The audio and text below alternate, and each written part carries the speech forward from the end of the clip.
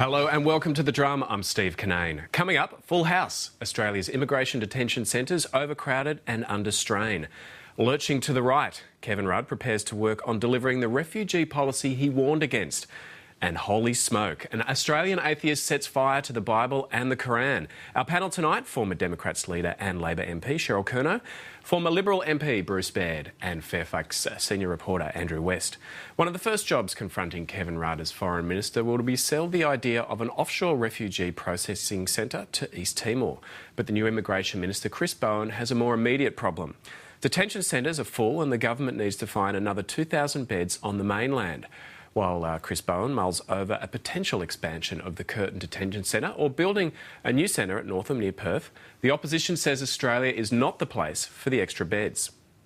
Had we been in government, we would be just a week or so away from reopening the centre in Nauru now, and that's where the next bed should have been built. But instead, we've got a government that has no real commitment to third country processing or offshore processing. The boats will keep coming. There's more people in detention than ever before under their policies. They're staying longer, and there'll be more people on their way as well. Scott Morrison, the Liberals immigration spokesman. Scott Morrison is the man who succeeded you, Bruce, in the seat of Cook. What do you think of his policy there? He says Nauru is the solution. He's a good man, but I totally disagree with his policy on asylum seekers. I mean, it's the old whistleblowing technique, and they're back to the bad old habits. It's about getting a sensible solution. It's about providing more offshore processing in places where the refugees originate. And places like Indonesia and Malaysia as they transit through. And I think that would ease much of it. But also there's no reason why we should continue processing people just in Christmas Island or up to Curtin. What about processing them in our main cities where we've got the support bases and arguing the case that the numbers are relatively small, 4,000 Is part of the problem here with the overcrowding due to Labor's failure to follow up on their promise in 2007 of pushing through 90% of asylum applications within 90 days? Well, I think there has been a whole delay in that, and if they whipped through them quickly, they'd either be found to be legitimate asylum seekers or also they should be deported. And I totally support people being deported. But there has been a slowdown. The legislation calls for them to be processed within 3 months. And that's being stretched out, so I think we need to return to that. But this whole nonsense about whether we should process the people in Nauru or East Timor is a distraction.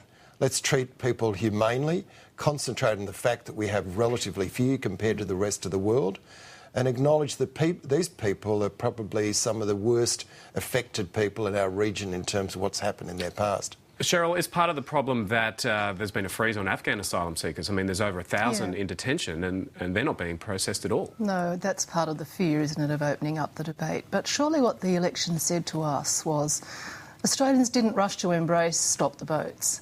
I don't believe you can see in the results that endorsement of Tony Abbott and Scott Morrison's policy. But what I think they did say was sort it out better.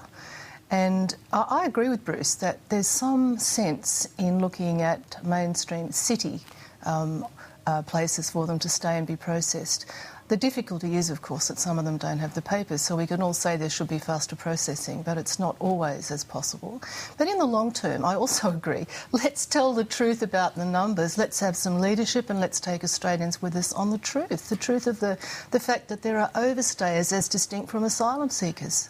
OK, the Labor and the Coalition are both saying if you make it easier for people, there's more people are going to get on boats and that's going to put their lives at risk. Well, you don't have a one-pronged solution, do you? You do look at the areas that they emanate from. You do add your own contribution to the United Nations effort to deal with people humanely. But you don't keep pretending that they're not coming when they are, and you don't keep pretending that your solutions, as they are at the moment, are also working. We need more creative solutions. Andrew, what about the issue of overcrowding? It seems like it's between about 1,500 and 2,000 numbers above what the Immigration Department thinks that they can handle inside detention.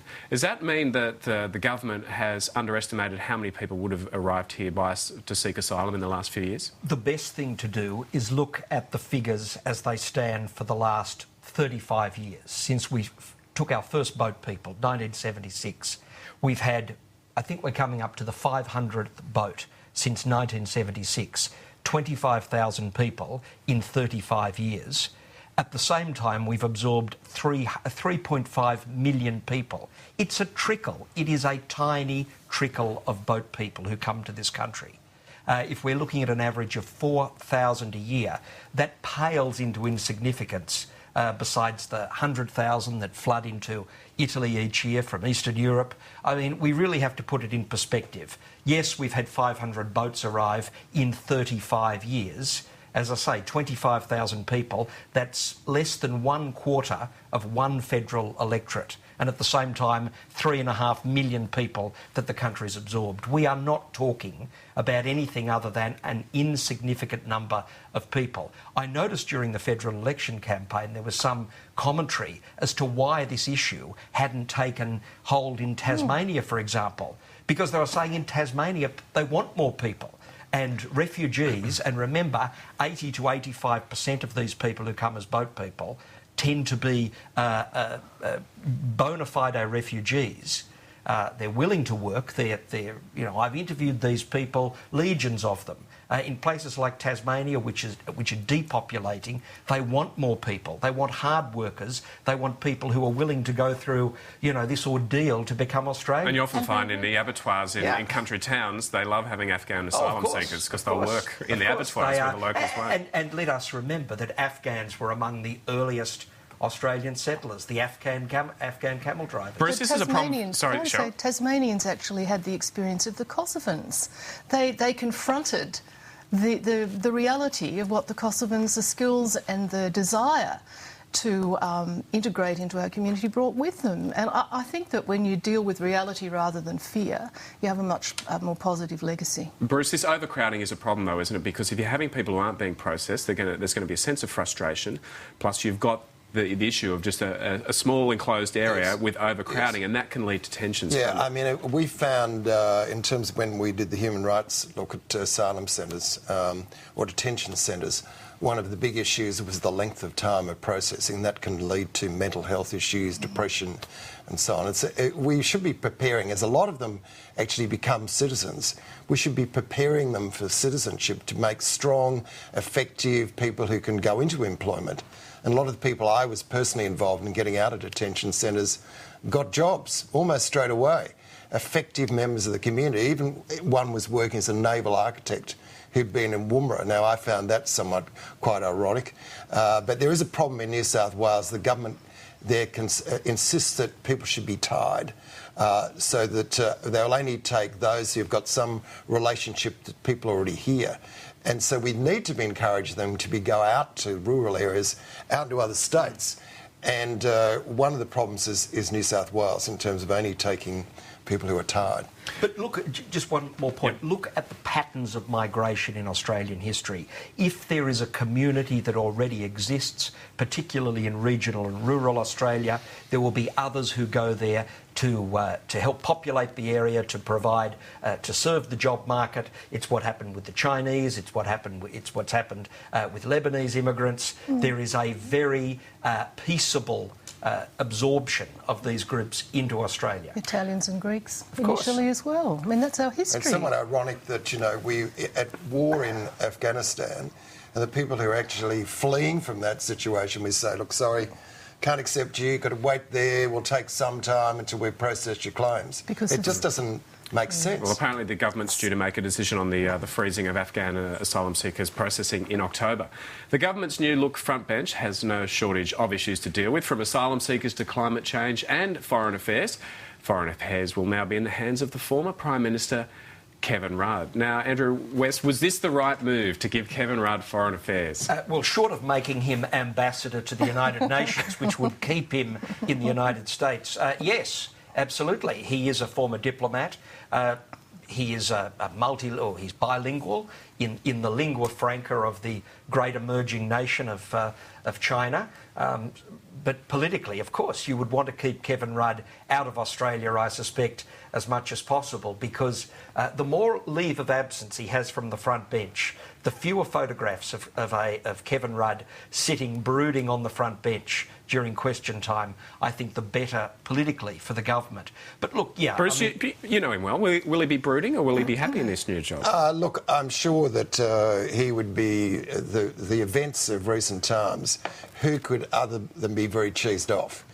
But it is a great opportunity. I mean, anybody who comes into Parliament to be offered Foreign Minister would be a great plus. I would have leapt at the chance. We had Mr Downer there for some extensive period of time and nobody else got a look in. But, you know, it's a great and wonderful role. So I think that will challenge him. He'll be out meeting people all the time. How's he going to go negotiating offshore processing in East Timor when he said the night before he lost the leadership that he didn't want to lurch to the right on asylum seeker issues? How's he going to deal with that?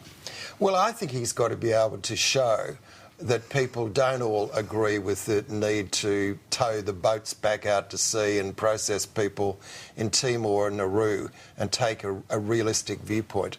I think it's up to him to change the agenda with his colleagues. But if he just goes back in terms of trying to reopen Timor as a processing centre, with a bit of luck they'll all say no again, and then we're back to square one. But let's get real. I mean, there are 100,000 students who've been here, international students who are waiting their permanent visa. That just towers over any numbers from asylum seekers. Exactly. I was involved in writing the report. And, you know, I mean, it is unrealistic. And let's process these people in main capitals with all the support services that are here. And if they're not genuine, send them back. On that issue of Kevin Rudd as Foreign Minister, Cheryl, I'm wondering how he will go implementing policies that he doesn't favour, given that he has a history of not taking advice. How's he going to take orders? I think it's going to be hard, but go back one step. Do you think Julia really had any choice? I mean, you know, reports are this was a deal. I think something had to be stitched up to... If she had a 10-seat majority, she might have had a choice. She might have had a choice, but she doesn't.